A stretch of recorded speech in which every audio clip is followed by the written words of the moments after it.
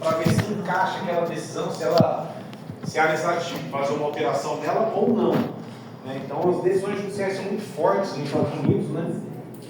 Como se fosse uma lei propriamente dita. Então, não há necessidade de ficar editando leis.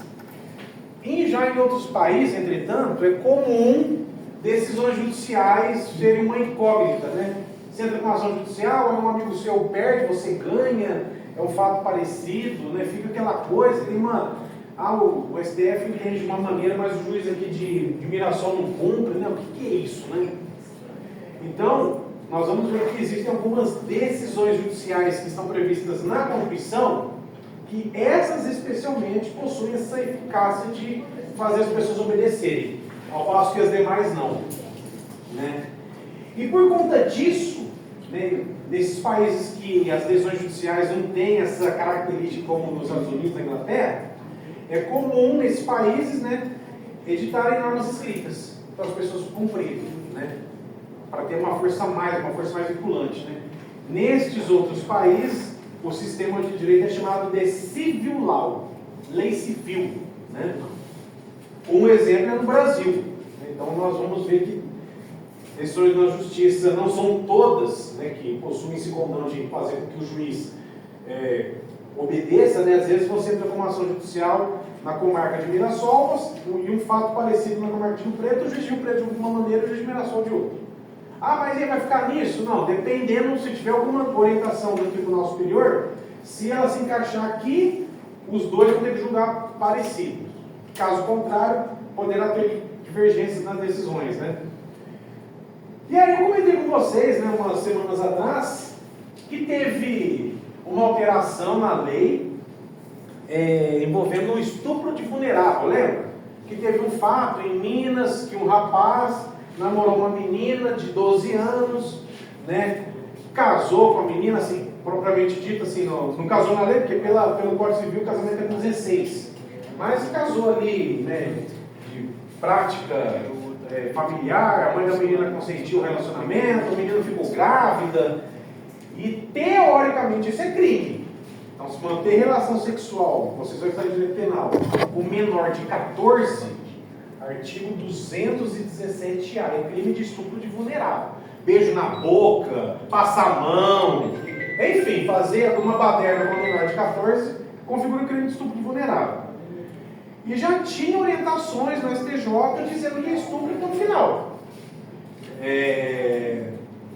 Que não deveria levar em conta se a menina é do job, se a menina é garota de programa, se quis namorar o rapaz. Se fosse menor de 14, tinha orientações no STJ que configuravam o crime. E aí teve o Tribunal de Minas absolveu um réu, dizendo que a família autorizou, a menina era apaixonada pelo cara e tudo mais, então ficou aquela coisa, no STJ entendeu que era crime. E aí teve uma mudança, em uma semana mudaram a lei, mudaram o Código Penal, o artigo 207A foi incluído um parágrafo 4º, dizendo que é estupro de vulnerável, independente se a menina engravidou, se ela é apaixonada no cara, se ela teve relação sexual com outro, se ela é do job, não interessa. Se manter relação sexual com menor de 14 é estupro de vulnerável no final. Aí tem, então, ou seja, teve esse advento da lei recente para quebrar a decisão do tribunal, né? Então, para mostrar que aqui no Brasil, né, nós temos essa tradição da lei civil, né? E aí agora, hoje publicou uma lei alterando a Lei Maria da Penha. Então, alunos compraram o Vadimeco novinho lá no segundo ano. Existe um entendimento, tem um artigo na lei para você estudar, né? Artigo 16 da Lei Maria da Penha. A mulher vítima de violência doméstica, ela chama a viatura, chama os policiais e registra boletim de ocorrência, lá de ameaça, lá contra o marido, contra o ex, enfim, o companheiro. Aí passa um tempo, ela volta com o cara. A Lei Maria da Penha, no artigo 16, ela fala assim, vocês vão aprender. Se a mulher quiser voltar com o cara, tudo bem, faz parte ali do seio familiar e tal, foi naquele momento de calor ali, nos ânimos, né? Ah, quer voltar, já passou um tempinho, a Lei Maria da Penha fala assim, ó, a lei vem para te proteger. Você quer voltar com o cara? Tudo bem. Então você vai ter que falar isso para o juiz, na frente do juiz. Ou seja, a lei processual, ela fala o seguinte: qualquer pessoa pode voltar atrás indo na delegacia. A Lei Maria da Penha foi além. Ela falou assim, ó, se for violência doméstica, se a mulher quer cancelar os procedimentos, ela vai ter que ir na delegacia, falar para o delegado vai informar o juiz vai marcar uma audiência, e na audiência eu vou ter que olhar nos olhos dela, e o promotor do lado. Você quer voltar com o cara mesmo? É isso mesmo? Você está sendo ameaçado? Né? E aí surgiu uma polêmica na justiça de que essa audiência ela era tipo quase que obrigatória para a mulher confirmar que ela queria processar o rapaz. E o entendimento, e pela leitura do artigo, não era isso. A audiência era para ela cancelar os procedimentos, para ela se retratar. Então, quem tivesse uma leitura inicial, a audiência era para ela cancelar. Caso contrário, se ela foi na delegacia, já registrou o boletim de ocorrência, era para seguir em frente. E começou a surgir uma onda de discussões, não, que a audiência tem que haver, que ela tem que confirmar, que blá blá blá. E aí os tribunais, o STJ editou uma jurisprudência, que nós vamos ver, até para concurso público já estava pacificado, de que essa audiência era só para ela cancelar os procedimentos. Né? Se ela fizesse isso dentro de 6 meses, mais ou menos, antes do promotor dar início à ação penal, ela poderia, então, solicitar ao juiz para que fosse realizado esse cancelamento, essa retratação judicialmente. Então, a audiência era para cancelar, não era para confirmar. Então, se a Bruna registrasse o boletim de ocorrência contra o marido na delegacia, não precisava de audiência. Já ia seguindo normal. Ah, mas ela voltou o cara. Não interessa, a Lei Maria da Penha era claro, não precisava de audiência para nada. E hoje foi publicada uma lei alterando a Lei Maria da Penha. Lei 15.380 de hoje, no dia 6 de abril. A lei parece piada. Ela veio para falar o que está na jurisprudência. Ela veio para dizer expressamente, no parágrafo único do artigo 16 da Lei Maria da Penha, que a audiência é para quê? É para cancelar o procedimento. Se a mulher quiser cancelar o procedimento, se ela quiser se retratar, aí vai ser feita uma audiência específica para o juiz olhar no rosto da mulher para verificar se ela está sendo coagida ou não. E tem um prazo que é antes da denúncia, ou seja, antes da ação penal. Mas onde eu quis chegar para vocês? Para mostrar que no nosso país é prático editar normas, porque a jurisprudência não é obedecida. Né? Então, hoje, alterou a Lei Maria da Penha, hoje. Quem comprou livro agora no início do ano, na verdade, não precisava ter essa legislação, mas isso aqui é só mais um exemplo de que o nosso país é o país da lei civil. Então, decisões judiciais, por mais que estejam pacificadas nos tribunais, existe esse problema de alguém sempre não obedecer, não acatar. E aí, para evitar esse problema, ainda mais com vulnerável, né, o estupro de vulnerável, agora na Lei Maria da Penha, né, aí veio incluir um parágrafo no artigo 16 para explicar de forma clara: a audiência é só para cancelar. Então, se a mulher registrar um BO contra um namorado, contra a delegacia, não tem que ter audiência para confirmar. Então, registrou ali, vai embora. É só para ela cancelar. E aí, de fato, vai ter que ser feito em audiência. Teve uma aluna lá da Falha Mirassol que estava tretando com o ex-companheiro dela, e aí acabou voltando com o rapaz e teve audiência lá no Sejus, lá em Mirassol na época. Ela saiu chorando da audiência. As mulheres perguntam, mas por que ela saiu chorando? Porque o pessoal estava achando que ela estava sendo coagida, porque o cara estava lá fora, esperando. Aí a escrevente viu e falou para o juiz: ó, o ex-marido dela está lá embaixo. Aí o pessoal falou: mas ele está fazendo o que aqui? Você voltou com ele? Ele está te ameaçando? Você tem certeza? É isso mesmo? E começou aquela pergunta, o promotor começou a colocar ela na parede e ela começou a chorar na audiência. Para falar do negócio dele, para voltar. Mas é porque existe essa coisa da gente achar que a mulher está sendo coagida ali, né, na hora, né? Mas eu só quis deixar esse exemplo aqui, a lei aplicada hoje. Não precisava dessa norma, porque o STJ já deixava claro que não precisava da audiência. Mas é para mostrar que o nosso sistema é o da lei civil. Infelizmente é o padrão, né? É que nem contrato. Você aluga uma casa, você vai fazer contrato escrito ou você vai fazer por telefone mesmo? Ou no zap? pessoal, vamos fazer um escrito, que é mais, né, tem mais segurança. Né? Bom, então, ultrapassada essa questão aqui, falar rapidamente sobre jurisprudência. Né? Então, nós estamos falando sobre fontes do direito. Falamos da lei, que são as fontes principais, né? Que é da lei civil. Falamos sobre os tratados internacionais. Lembrando que nós temos duas sistemáticas, né? Temos os tratados internacionais como um todo e os tratados internacionais envolvendo direitos humanos.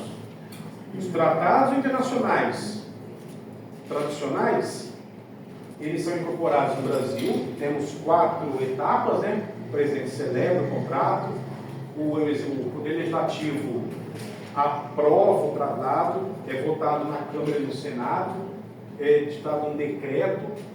Depois, o presidente comunica o órgão internacional que o tratado foi aprovado. E, por último, o presidente edita o segundo decreto, que é o decreto presidencial promulgando, né, conferindo o tratado no Brasil. A partir da publicação desse segundo decreto, o tratado está valendo no Brasil. Ele está valendo como norma, como status de lei, né, nos tratados internacionais, porque foram aprovados no rito das leis. Isso é um exemplo. Se for tratado de direitos humanos, aí existe uma sistemática diferente. Os tratados celebrados de 2004 para frente, eles vão seguir um rito que está previsto na Constituição, no artigo 5º, parágrafo 3º. Eles foram aprovados no mesmo procedimento que aprova uma emenda constitucional. E esses tratados de direitos humanos aprovados no rito das emendas, eles possuem status de norma constitucional, acima da lei. Então, se tiver um conflito entre um tratado de direitos humanos e a lei, qual norma tem que prevalecer? O tratado de direitos humanos. Então, aprovados de 2004 para frente, está de norma constitucional. E os aprovados, que foram aprovados no rito das leis, os tratados de direitos humanos, aprovados antes de 2004, o Supremo falou que eles também estão acima da lei. Só que eles não estão no topo da Constituição, mas acima da lei. Eles possuem status de norma supralegal. Então, tratados de direitos humanos sempre estarão acima da lei. Um exemplo tradicional, que nós colocamos aí no caderno, foi qual? Audiência de custódia no Brasil.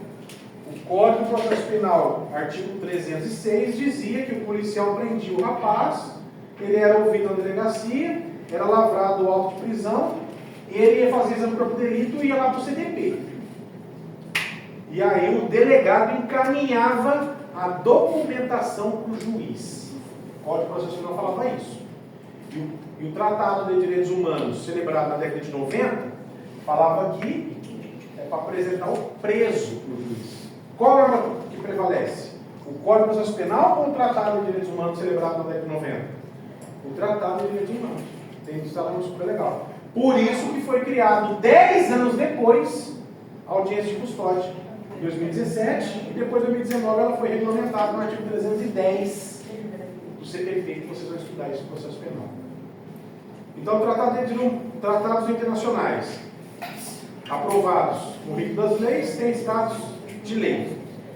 Tratado de direitos humanos tem status de norma constitucional, se for aprovado em 2004 para frente, no rito das emendas. Pode devagar um pouquinho, professor, senão não tem que tirar tudo, não. Ah, é? Oxi. Não, eu só estou fazendo uma... Não, mas não é que para quem não tem, nós Uma revisão. estamos fazendo a revisão aqui, o livro também. Eu mandei tudo no grupo já. Ó, acho que... Mas, eu fiz essa matéria, eu já coloquei, eu só estou fazendo uma...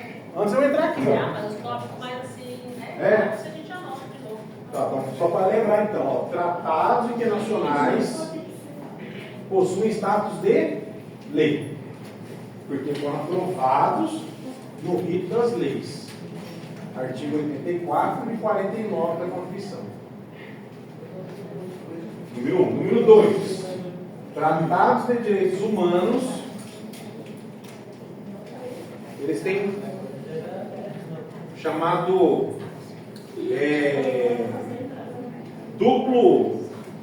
a teoria da dupla aprovação, né? Se for aprovado de 2004 para frente, no rito das emendas, ele possui status de norma constitucional. Os tratados de direitos humanos aprovados antes, quase todos, eles, aprovados aqui antes, né, da emenda, eles têm status de norma supralegal. Então, sempre acima da lei. Sempre acima da lei. Então, o conflito de tratado de direitos humanos com a lei, o tratado prevalece. Então, em regra, seria isso, né? Esse foi na aula passada, terminando os tratados internacionais.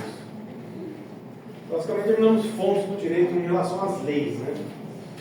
E jurisprudência? O que é jurisprudência, né? Então, antes da gente falar de jurisprudência, eu coloquei aqui para vocês alguns conceitos, né? No Código de Processo Civil anterior, não havia alguns conceitos. E no atual, de 2015, ele trouxe de forma expressa. Vocês vão estar sem querer já no processo. Mas eu já vou adiantando. Nós temos alguns, eu coloquei aqui, ó, pronunciamentos judiciais, que na verdade são decisões dos juízes. Então são vários tipos de decisões. Nós temos basicamente 4. Né? Sentença, decisão interlocutória, despachos e acórdãos. Esses conceitos estão no artigo 203 e 204 do CPC. Então, o conceito de sentença, de acórdãos, está no artigo 204 e 203. O que seriam isso aqui? São as decisões que o juiz toma ao longo do processo. Se o processo está caminhando, aí você pede uma coisa para o juiz, pede para ouvir uma pessoa, pede para juntar um documento no processo, o juiz vai lá e autoriza ou não e dá prosseguimento do processo, é um despacho. Então, artigo 203, parágrafo 3º.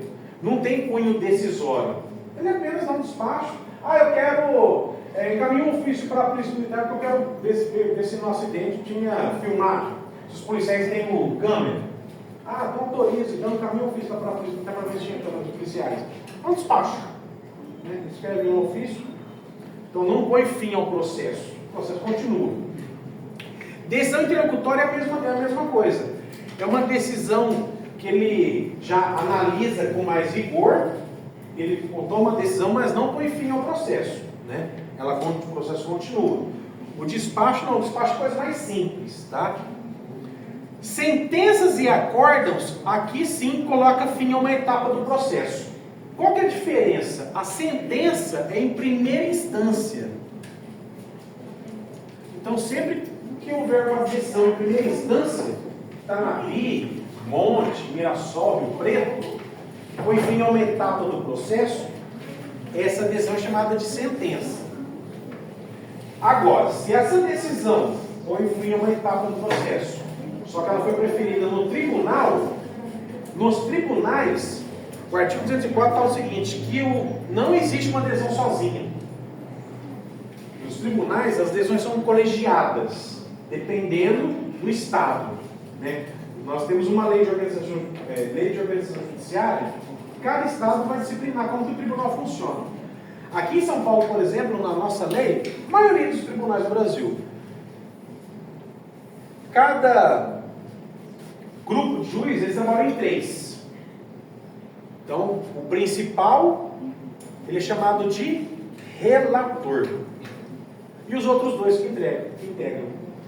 Eles trabalham em 3. Essas decisões aqui, são chamadas de acórdãos. É um acordo entre os 3. Pode ser 2-1, pode ser 3-0. Então, não existe, né, até para concurso, não existe sentença em tribunal. Em tribunal é lavrado o quê? Acórdão. Sentença é só em primeira instância. Por que onde eu quero chegar aqui? Porque jurisprudência são um conjunto de decisões tomadas em tribunais, em acórdãos. Então não existe jurisprudência, a princípio, em sentença.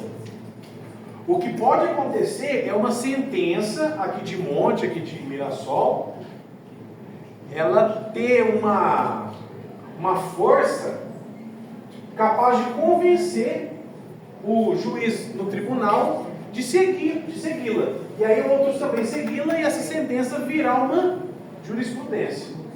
Mas a princípio, jurisprudência são decisões reiteradas, né, são acórdãos, né, reiterados sobre o mesmo assunto nos tribunais. Então, conjunto de decisões tomadas nos tribunais. Tá? Qual que é o problema no Brasil aqui que eu disse para vocês, né? Essas decisões aqui, a princípio, elas não são obrigatórias para os outros juízes decidirem. A lei processual garante ao juiz que ele tem uma certa liberdade para julgar. Ele pode alegar que o caso é diferente, tem uma peculiaridade que o outro não tem, né? Então, via de regra, as decisões não são vinculantes. O juiz tem essa liberdade na lei processual, para ele pode alegar que são casos diferentes, são parecidos, mas tem uma peculiaridade aqui que o outro não tem, né? Agora, acontece o quê? Que existem algumas decisões que são tipo vinculantes, ou seja, elas são previstas na Constituição e aí elas sim, elas têm um poder diferenciado das outras. Né?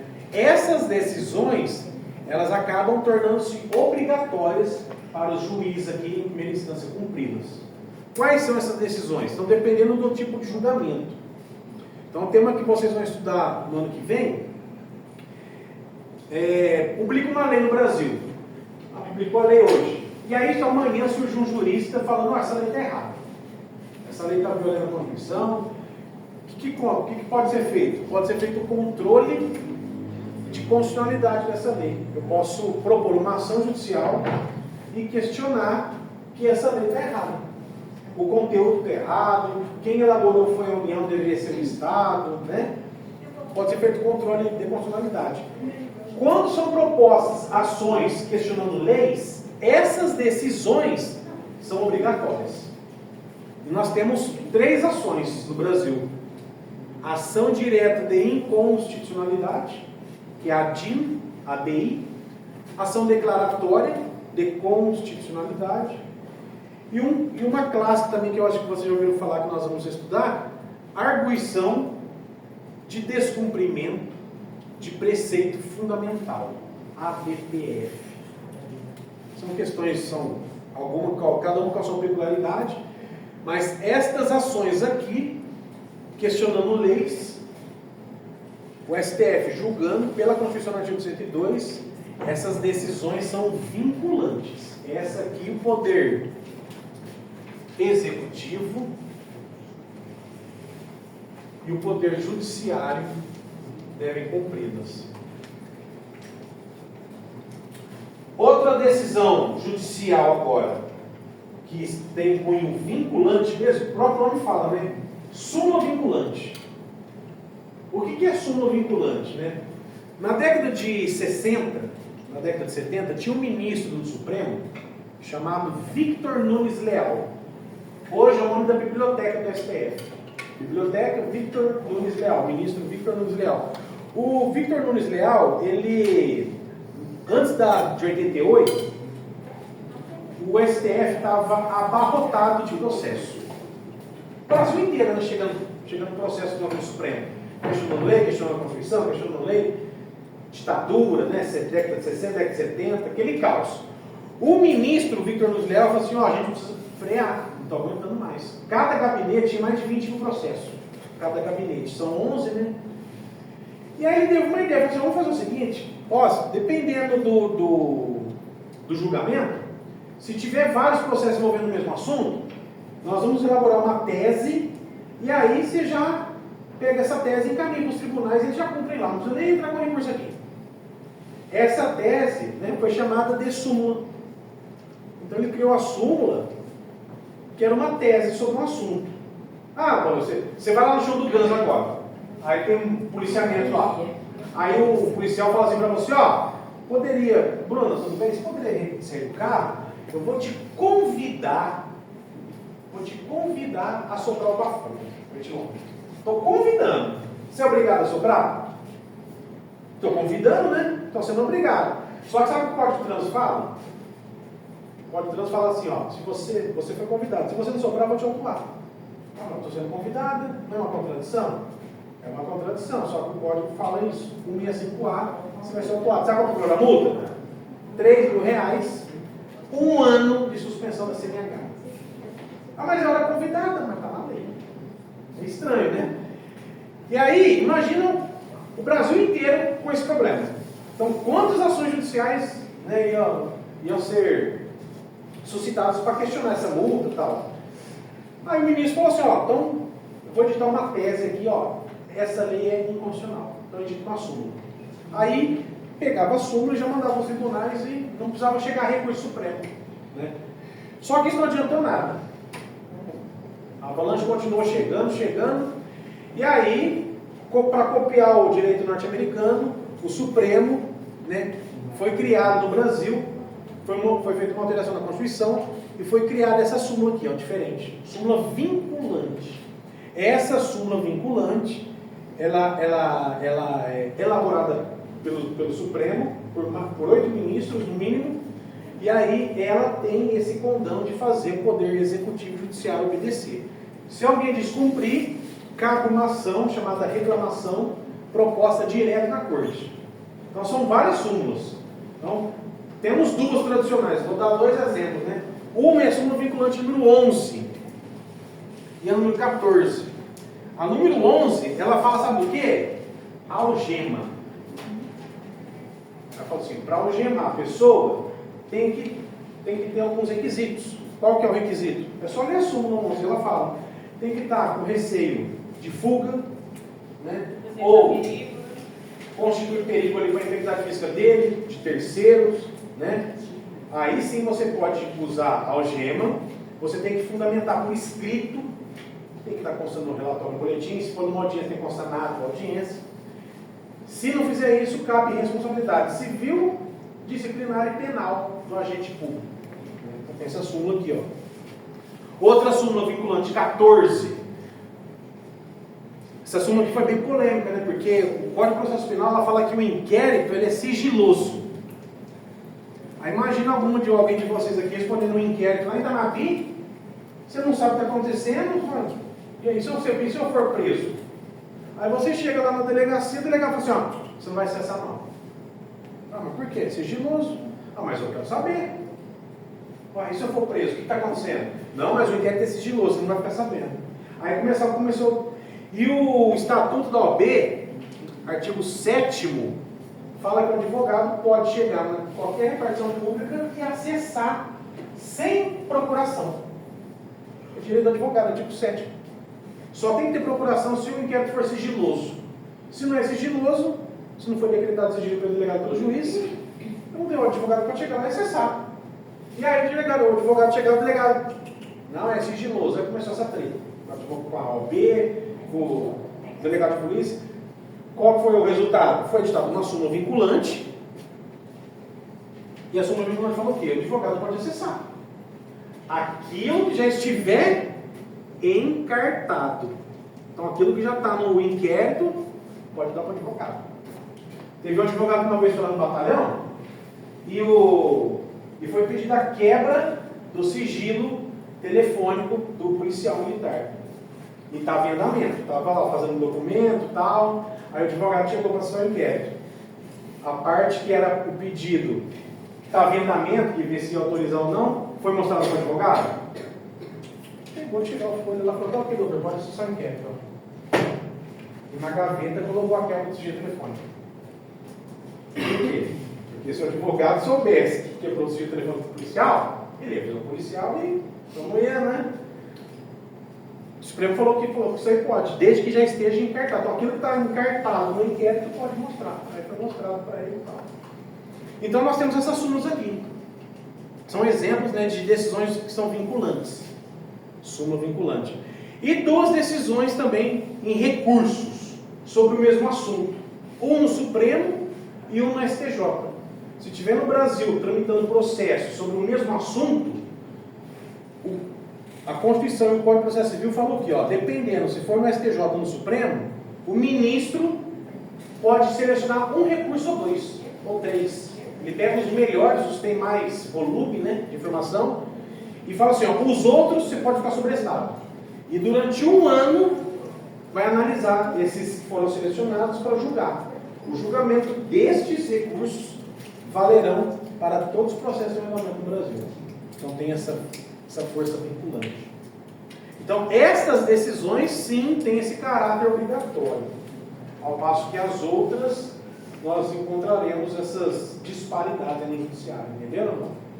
Então, são decisões de controle concentrado, súmula vinculante e recursos repetitivos no STF e no STJ. Difícil ou não?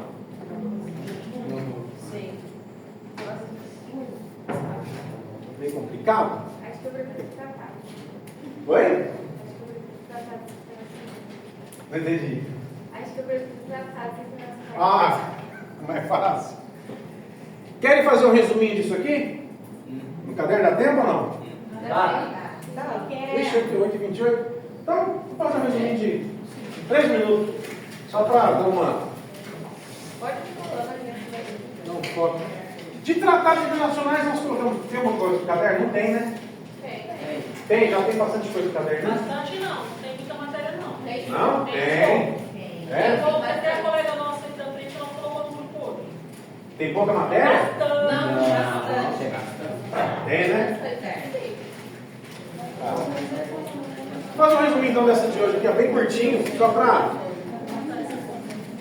enriquecer aí. Beleza?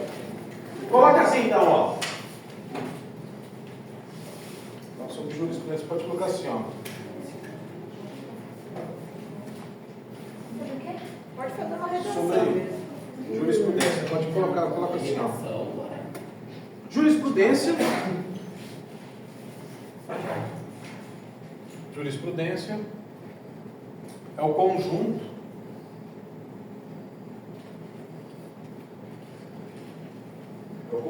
de decisões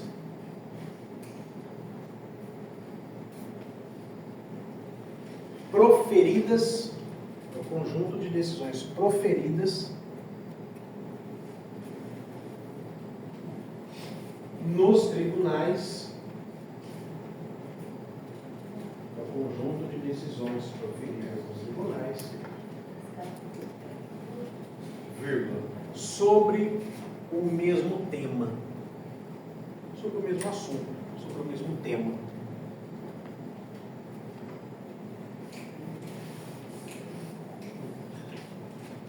Beleza.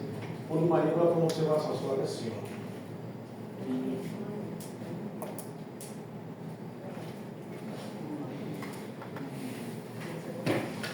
Essas decisões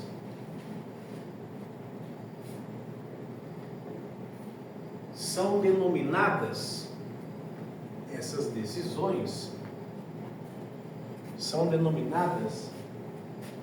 acórdãos. É um acordo, né? Acórdãos. Essas decisões são denominadas acórdãos. Se quiser pôr em parênteses, né? Artigo 204 do CPC, que é o Código de Processo Civil. Artigo 204.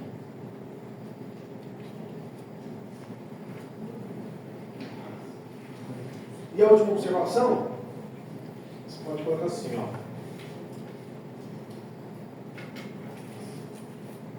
No Brasil,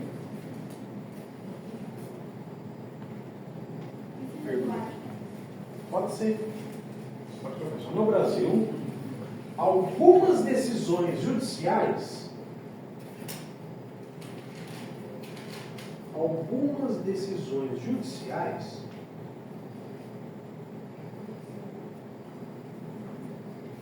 possuem previsão na Constituição.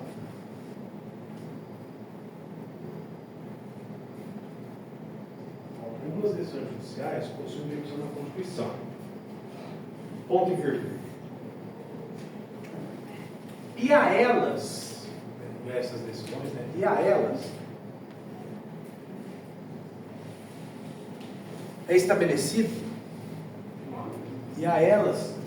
é estabelecido,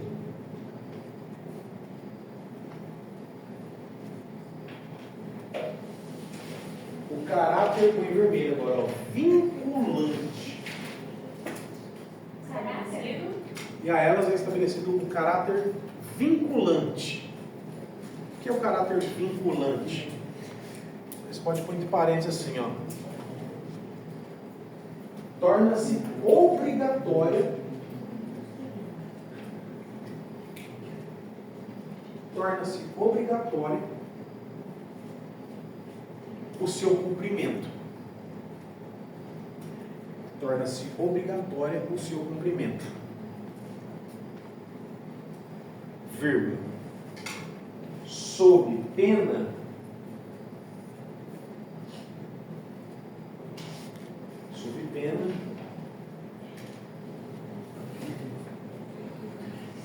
de cancelamento,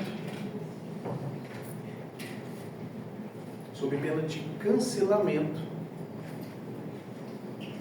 dos atos proferidos. Sob pena de cancelamento dos atos proferidos e responsabilização do agente público. Do agente público, do juiz, do delegado, do policial, né? E responsabilização do agente público que descumpri-las.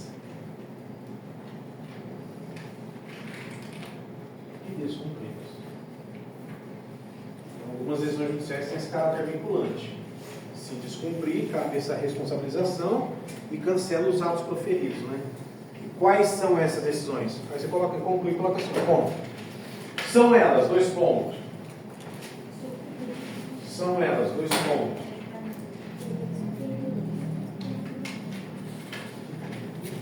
As decisões. São elas, 2 pontos. As decisões